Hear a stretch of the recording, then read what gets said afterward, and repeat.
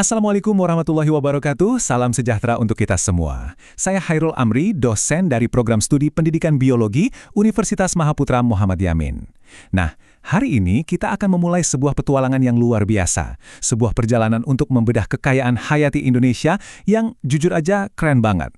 Kita akan mulai dari halaman belakang kita sendiri, Ranah Minang, sampai nanti kita bentangkan petanya ke seluruh penjuru Nusantara. Jadi, siapkan diri kalian karena guru kita kali ini adalah yang terbaik dari yang terbaik.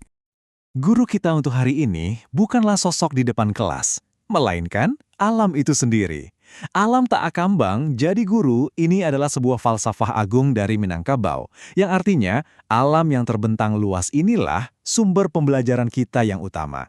Jadi, anggap saja falsafah ini sebagai kompas kita, yang akan menuntun kita memahami setiap jenggal kehidupan yang akan kita jelajahi bareng-bareng. Oke, mari kita mulai pelajaran kita di kelas pertama, Sumatera Barat. Anggap aja ini laboratorium alam raksasa, sebuah panggung kehidupan di mana kita bisa melihat langsung dasar-dasar dari keanekaragaman hayati. Dari sinilah kita akan membangun pemahaman kita semua. Jadi apa sih sebenarnya keanekaragaman hayati tingkat ekosistem itu? Gampangnya gini deh, bayangin alam ini kayak sebuah gedung pertunjukan super besar dengan banyak banget panggung. Nah, setiap panggung, mau itu danau, hutan, sawah, atau pantai, punya properti dan latarnya sendiri-sendiri. Ada iklim, jenis tanah, dan air yang beda-beda. Perbedaan inilah yang menentukan aktor atau makhluk hidup apa aja yang bisa tampil di sana. Logis kan? Semakin beragam panggungnya, ya semakin kaya dan seru juga pertunjukan kehidupannya. Nah, ini nih yang menarik banget. Coba kita lihat.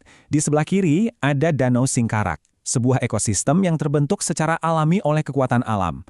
Terus di kanan ada Sawah Salibu, sebuah agroekosistem yang dirancang dengan pintar oleh tangan manusia. Keduanya, baik yang alami maupun yang buatan, sama-sama punya keunikan dan keanekaragaman hayatinya sendiri-sendiri. Dua-duanya adalah panggung kehidupan yang sama pentingnya. Dan keragaman di Sumatera Barat ini benar-benar luar biasa loh. Coba bayangin, cuma dalam satu provinsi, kita punya Danau Singkarak, satu-satunya rumah di dunia buat ikan bilih. Kita punya Sawah Salibu, inovasi pertanian yang jenius. Ada juga mangrove apar di Pariaman yang jadi benteng hijau di pesisir.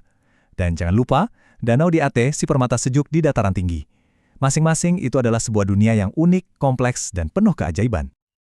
Oke, kita tarik napas dulu sebentar. Semua kekayaan yang barusan kita lihat di Ranah Minang tadi, itu baru satu bab dari sebuah buku yang jauh lebih tebal.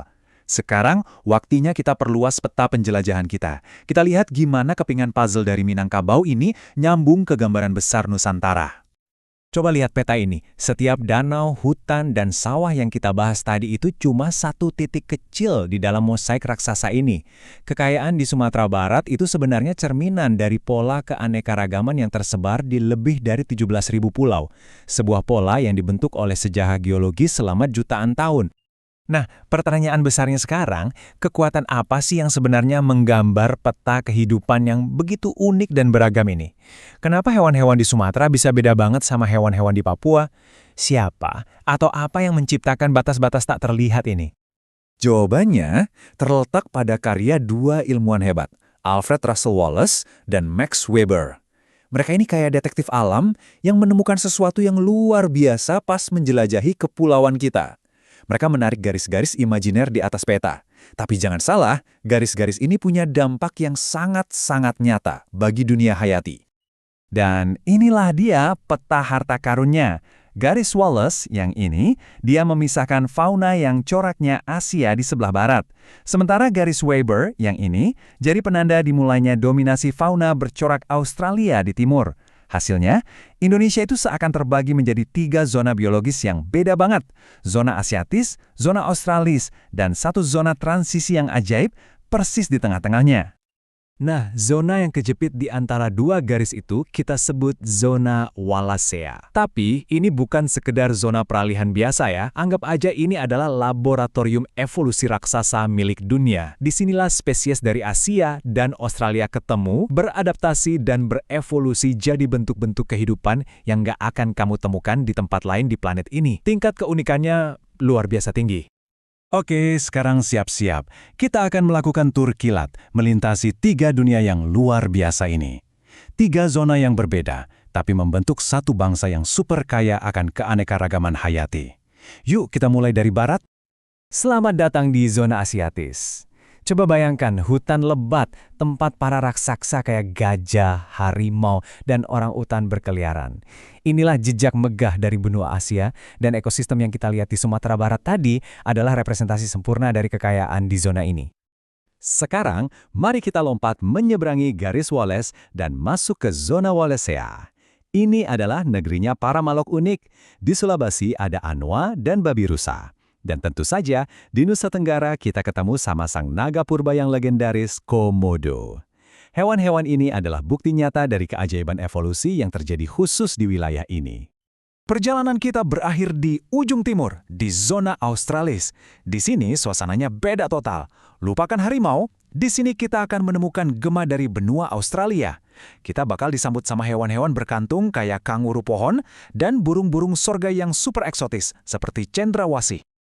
Wow, kita sudah melakukan perjalanan yang sangat jauh ya, dari danau di Ranah Minang sampai hutan di Papua, semuanya kita pandu dengan sains. Nah sekarang, mari kita bawa semua pengetahuan ini kembali ke titik awal kita, kembali ke falsafah alam tak kambang jadi guru.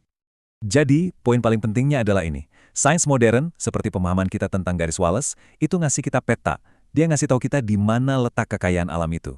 Di sisi lain, kearifan lokal, seperti tradisi lubuk larangan di Minangkabau, itu ngasih kita kompas moral. Simpelnya, sains itu alat untuk memetakan, sementara kearifan lokal adalah alat untuk menjaga.